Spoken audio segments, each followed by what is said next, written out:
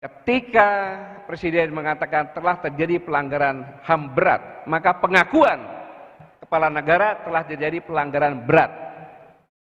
Saya tidak mengatakan yang lain-lain, cukup saya berikan contoh tahun 6566. Berarti itu pelanggaran yang dilakukan oleh ABRI pada saat itu, karena sebagai alat negara. Mengapa tidak tahun 60 sampai 61, 62, 63, di mana banyak umat Islam yang dibantai oleh PKI, di mana PKI adalah sebagai non-state actor tetapi dekat dengan pemerintahan. Berarti kalau 6566 hanya membelai PKI saja, menyalahkan ABRI. Dampaknya,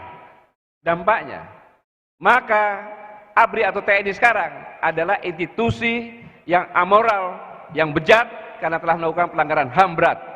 Di dunia internasional tidak bisa lagi menjadi pasukan perdamaian. Karena salah satu persyaratan untuk menentukan pakaian pasukan perdamaian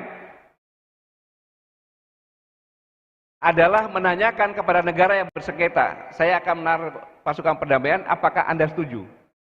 Pasti nanti akan tidak setuju kalau TNI yang masuk atau Polri yang masuk, karena pernah punya cacat untuk melakukan pelanggaran HAM berat. Di Indonesia sendiri, negara ini, kita bonus demografi. Generasi muda hampir tidak tahu tentang sejarah G30 SPKI karena telah dihapuskan. Maka ikut mengutuk TNI. Saudara-saudara, pertahanan negara ini bisa dipertahankan dan ditakuti oleh seluruh dunia bukan karena hanya TNI saja, tapi kemandunggalan TNI dan rakyat. Manakala ini dipesah, TNI hanya sebagai bangkai, karena kepandunggalan TNI dan rakyat seperti ikan dengan air atau nyawa dengan badan. Apa yang terjadi?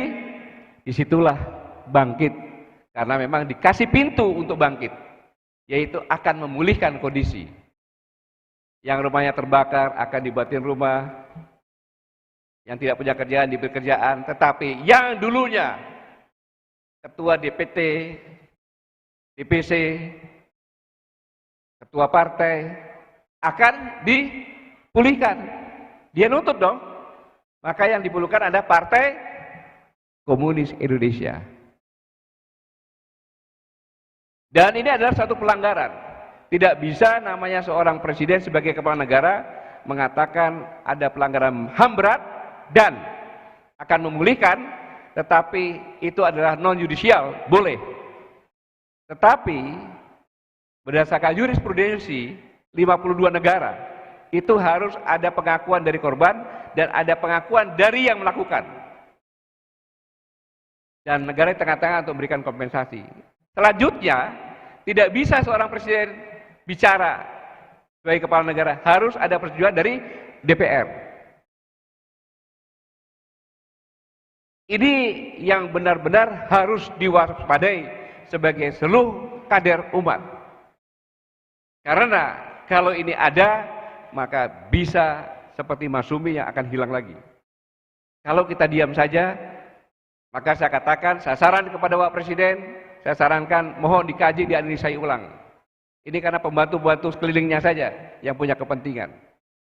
Saya jelaskan ini agar benar-benar paham. Kalau tidak, biasa pelanggaran berat. Tetapi makna yang di belakang ini yang harus benar-benar kita pahami. Makanya saya bersemangat berbicara di sini karena apa? Karena punya harapan. Partai ini akan menjadi partai yang besar. Mengapa menjadi besar? Karena masyarakat sudah tahu, masyarakat sudah bosan, dan masyarakat merasa dihianati. Dia memilih partai yang dia pilih tidak sekalipun membela. Biar didengar di Senayan itu tidak apa-apa.